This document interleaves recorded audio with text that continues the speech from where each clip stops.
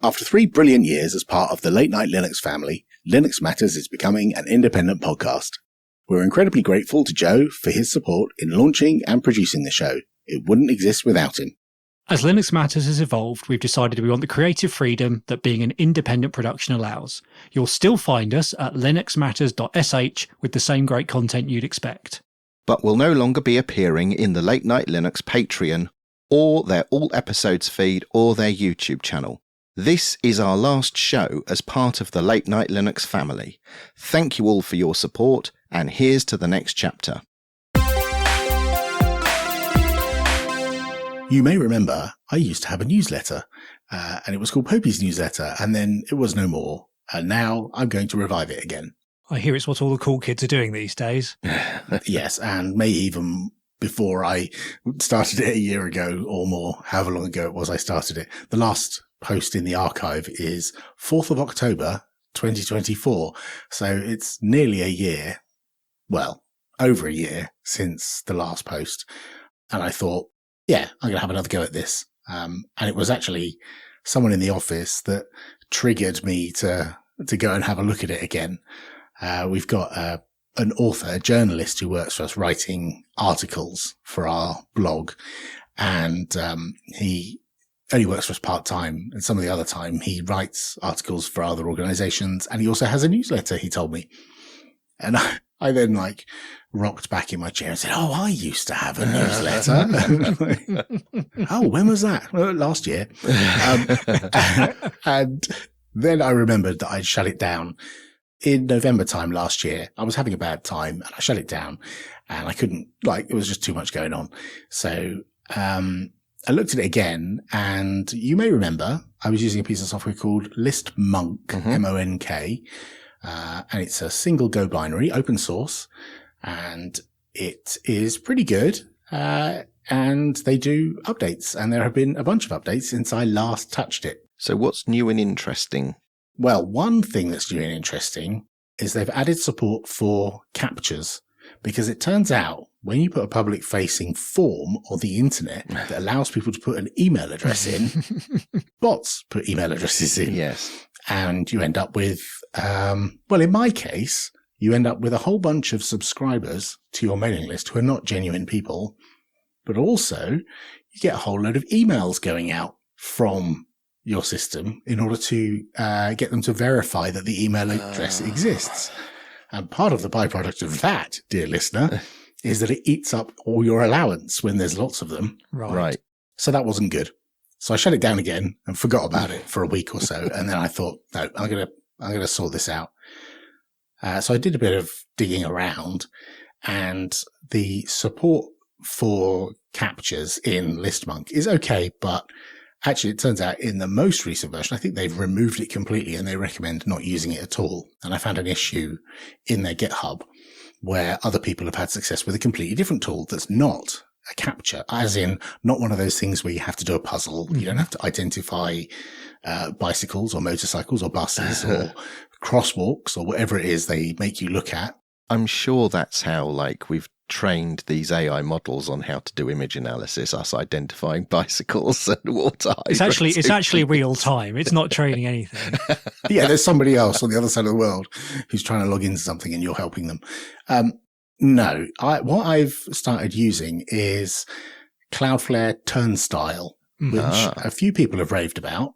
And I didn't realize I've actually seen it on other websites where they have a little Cloudflare banner and a little spinny thing, and then you're in. There's no puzzle for you to sort out. It's all algorithms or something. I don't know. But it's not that you actually have to actively do anything. It does something that, decides whether you're real or not. I don't fully know how it works, but then I never knew really how captchas work. So I'm no further forward or behind. So I've implemented that, which was surprisingly easy. It's as little as signing up and getting an API key at Cloudflare, telling it what domain you're going to put the thing on, and then in the HTML template, which ListMonk has the HTML templates, you could just edit and tweak to make the mailing list have whatever theme and style you want, but also you can tweak the JavaScript and whatever else is on the page. And so you just put this one line at the top, and then in the form that you want to protect, so the sign up page, you put another line, and your key is in there somewhere, or like half of your key is in there somewhere, and it works. I've enabled it, and so far, touch wood, fingers crossed, and all that kind of superstitious mumbo jumbo, not had any sign-ups since. Just what you wanted. Yeah. Yes. Yes. Let me clarify that, Mark. Thank you. I've not had any dodgy sign-ups. Right. So yeah, that bit seems to be working. So I was a bit down about this when I first saw all these spammers, because I thought, golly, I've got 1,200 subscribers to my mailing list. And then you just see, and it's no. It's still the 500 it was before, but with an extra 700 random email addresses. And by the way, you've expired all of your email sends that you can possibly do. And also, double, by the way, the people you were using have now been bought by another company and you have to pay. There is no free tier. So I was using SendGrid, and now I'm using Twilio. Right. I had to merge my Twilio and SendGrid accounts and change API tokens, do all the DMARC stuff for the domain so I can do proper, good, sensible person validated emails. And I did all that, and that now works.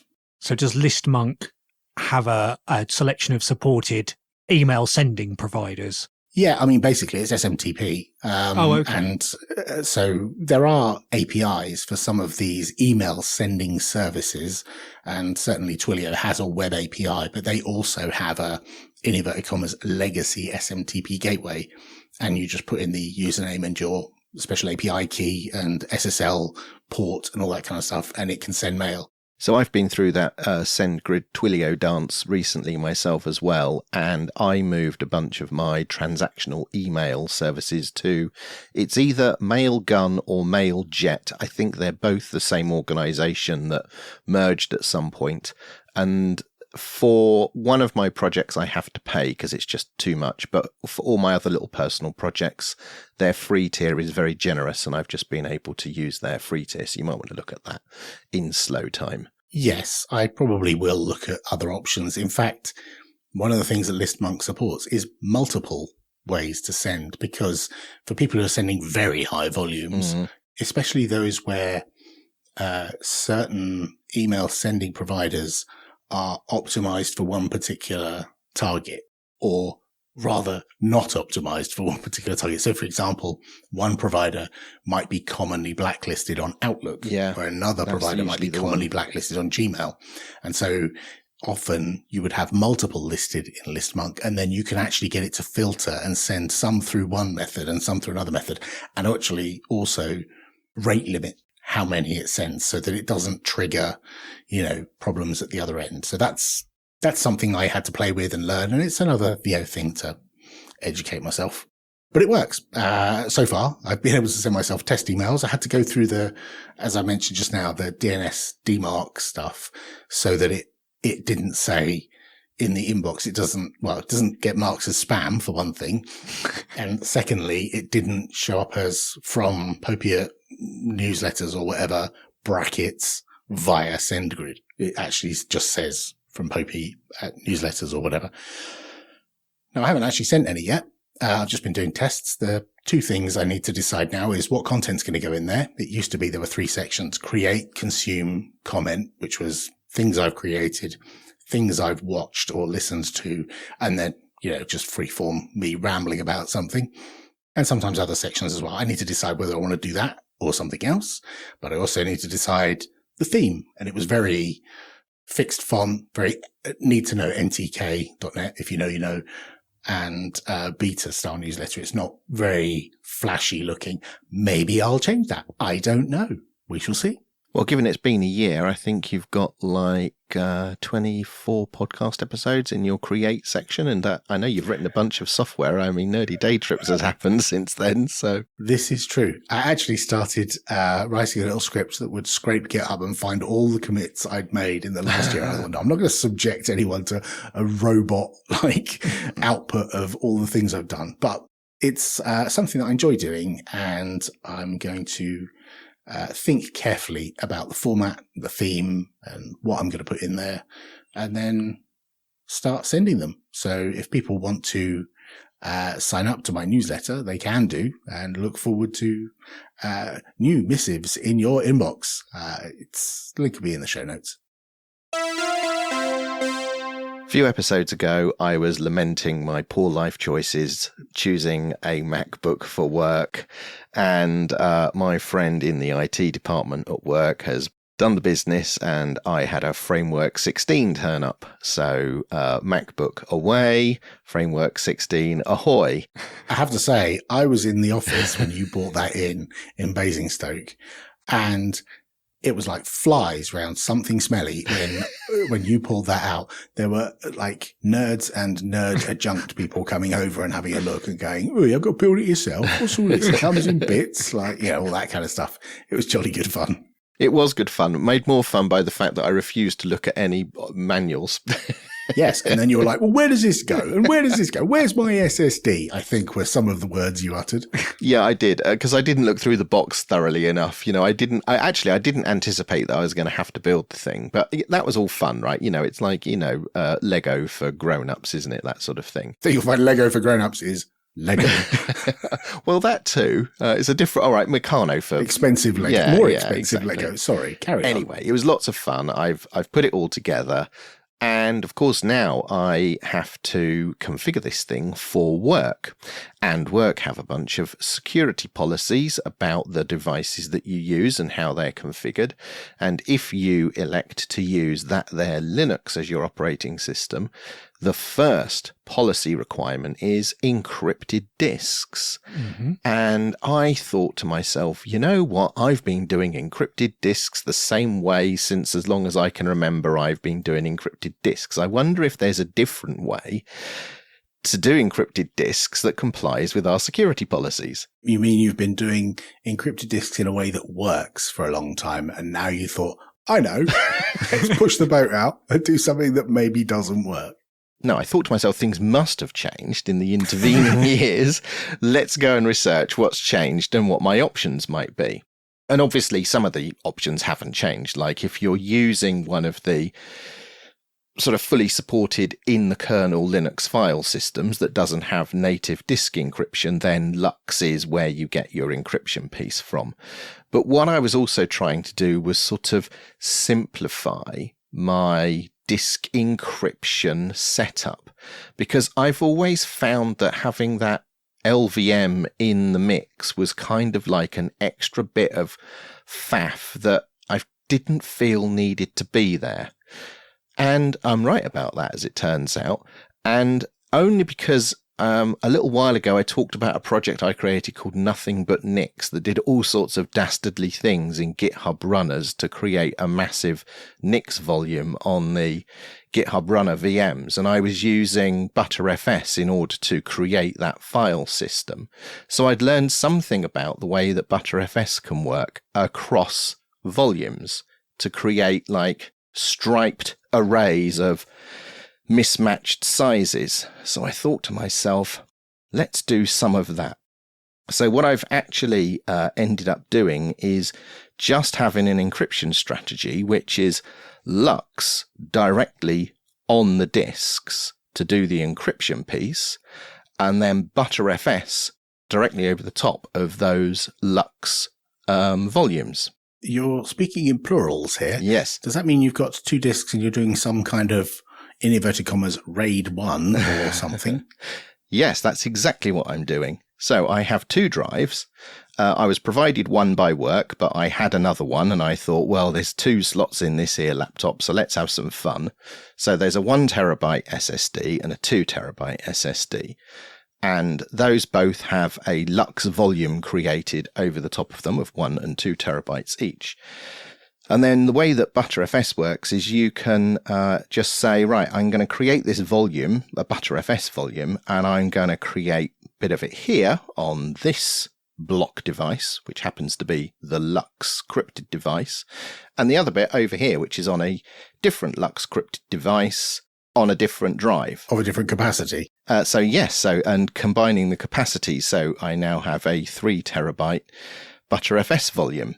But I bet if you type DF, you don't see 3 terabytes, do you? No, I see more than 3 terabytes, and we'll get to that in just a moment. Brilliant. That part of ButterFS hasn't changed then, has it? Well, no, this is for very good reason and very deliberate reasons. So one of the things I went poking around in Lux is I was thinking, right, I don't want to unnecessarily burn up CPU cycles on my machine with disk encryption. So what's the optimum way I can set up the crypt ciphers on the Lux volume so that they're all hardware accelerated, they meet the policy requirements, but they don't do any more than the policy requirements. So in the show notes, you will find the extra flags I have used for Lux in order to create, government standard encryption that is all FIPS compliant and all that good stuff, but is not over compensated. So it's not to say it's a performance optimization, but it doesn't hit the CPU as hard. But that said, all of these encryption algorithms, most of them are hardware accelerated in modern CPUs over the last decade, so you don't get too much of a penalty. There is some, but it's not like it was 15, 20 years ago. Mm-hmm. Where do you put these settings? When you're doing this install, mm-hmm. I don't recall there ever being an Ubuntu desktop setting anywhere where you could put in all your Lux settings or your ButterFS settings. I feel like you're doing some voodoo and not using the Ubuntu desktop installer. Yes, I'm not using Ubuntu. I'm using NixOS and a project in the Nix community ecosystem called Disco. And Disco is a way to declaratively define your disk partitions and file systems and all of that stuff. So in my Nix configuration, there is a piece that says, create this Lux volume, and here are the flags that you need to use in order to create the volume. Do you ever feel the need when you do this declarative stuff to talk to your computer and go, I do declare that I would like ButterFS? Or is that just me? Well, I've been talking to my computer recently. Maybe that'll be a topic for a future episode. Quite a lot of chit chat going on there. And weirdly, it's your voice that comes back at me. So, and apparently I've got quantum safe encryption and it's all hardware optimized on my Lux volume. So at this point, we're then going to introduce ButterFS, and we're going to create this joined volume over the top. And ButterFS has got a couple of features that I was really interested in. And most specifically is that it has native compression. Now, you could think, well, if I compress my file system, that's going to eat up gobs of CPU resources. And it's true. If you use compression, there is going to be a CPU hit, but there are different compression algorithms and strengths of compression that can be applied. And I did a bit of benchmarking, and long story short, if you've got NVMe SSDs, so the PCI Express ones as opposed to the SATA connected ones, if you use the LZO compression, it's fast as business. It's really, really quick. It doesn't have too much sort of CPU overhead. And what you do lose in terms of CPU overhead, you gain in I/O throughput because you're actually reading and writing fewer bits on and off the disk, which of course we now have optimized backing for the compression piece. So this is why it doesn't report 3 terabytes. It actually reports about 3.4 terabytes because we've got this compression layer on top. And that will, vary and shift over time. But I've also got the flags that I've used in order to compress in an optimized way my ButterFS volume that goes over the top. Can I just clarify the reason you're using ButterFS is not just to be contrarian for all the ZFS flunkies that are out there? Or is that just part of it? Yeah, maybe there's a bit of that. Yeah. I like the fact that ButterFS is natively in the kernel. I don't have to worry about the kernel getting out of step with the implementation of ZFS. Now, there are some controls in NixOS to prevent that from happening, but, I like the fact that ButterFS is an in-kernel file system. And I also like this feature of being able to concatenate mismatched drive sizes, because in a laptop, that's going to be a common occurrence, right? So I really kind of liked that. And I like the fact it's got native compression and all the rest of it. So I'm very happy with this setup. It is nice and quick. I have a passphrase that I have to enter in order to unlock it.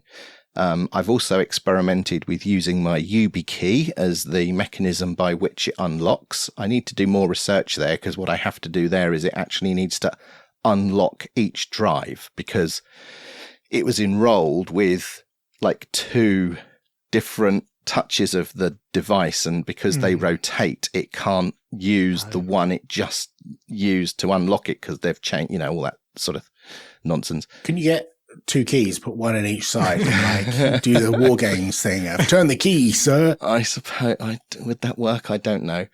Maybe.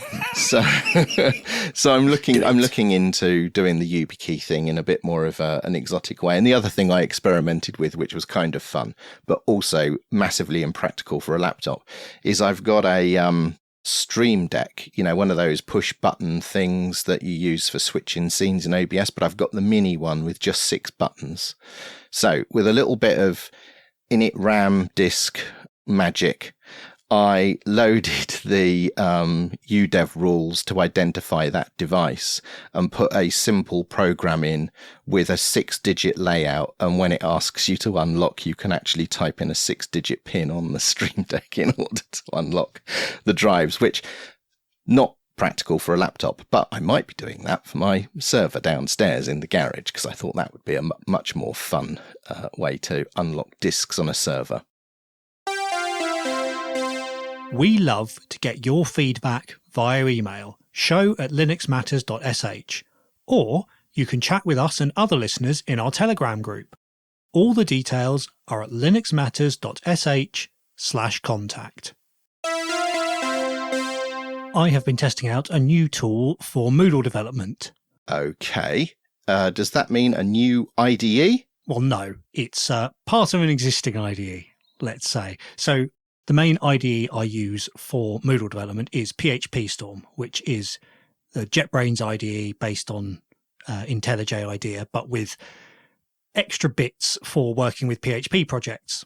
And it's very good, but most IDEs have support for common frameworks and content management systems like WordPress and Drupal and Laravel and the other big PHP things, but because Moodle's a bit more of a niche product than those, they don't tend to have particular support for working inside a Moodle code base. Right. But fortunately, there exists a project called MDL Code for doing just this. But up until recently, it's only existed for VS Code. Ah. Is it a group of extensions for code? It's actually just one extension Right. that you install, and it has a bunch of features that support Moodle development. So it does things like it has a load of templates for the different kinds of plugins you can do in Moodle.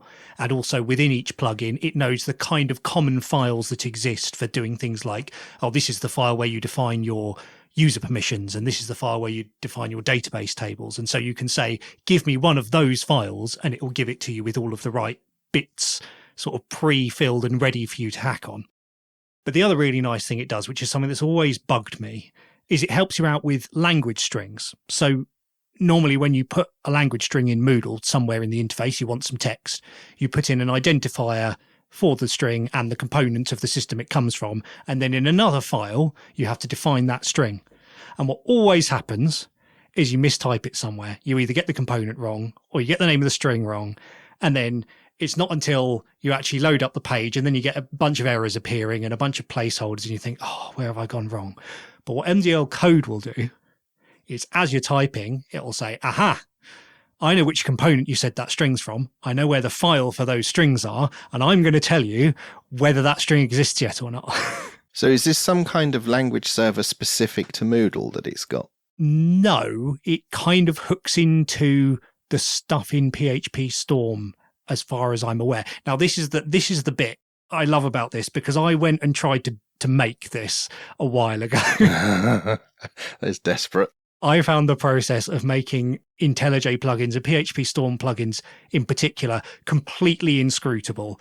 The documentation is minimal. The examples are non-existent. And while I sort of understand the things that are there under the hood that you're supposed to be able to use, I've got no idea how any of them work. Unfortunately, there is a much smarter developer in the Moodle community than I, called Marina, who has been working on this and has managed to take the code that she wrote for VS Code and go to PHP Storm and basically rewrite the same functionality. Well, she's still working on it. It's a work in progress.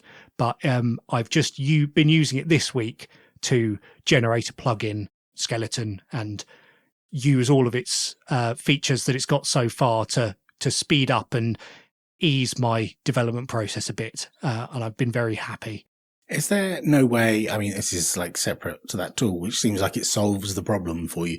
Is there no way for you to like be able to type the string in like hello or like button 1 or whatever it is, and it do the magic of like find the file it should be in and just do that and then put a placeholder in there? Or do you have to put a variable in there and then go and find the file under normal circumstances? This is just normal PHP, is it?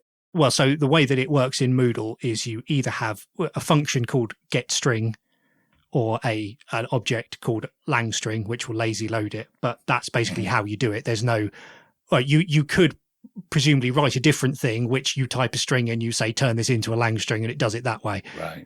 Maybe I'll suggest that as a feature. I've always found this like language internationalization stuff like hard. Yes. Because it's, you're having to maintain not just the text that's in there, but the variable that means that piece of text. And then you've got to balance 2 plates like for every commit. Yes. That feels like I would forget as well. Yeah. Quite often when I'm debugging something and I want to know where the code is that's generating the error, what I'll do is find the langString on the web page, and then I'll search the code base for that text, and then I'll find the file the string's defined in, and then I'll find the identifier for that string, and then I'll search for where that string's used in the code. A common element. And then eventually, yes.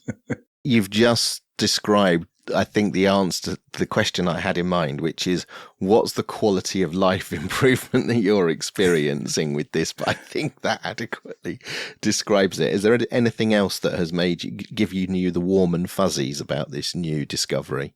It's amazing how much this relates to langstrings. It also does the same thing for database tables, I should say. So if you're writing a query and you put in a database table, but there's nothing in the code to define that database table, that shows up in red.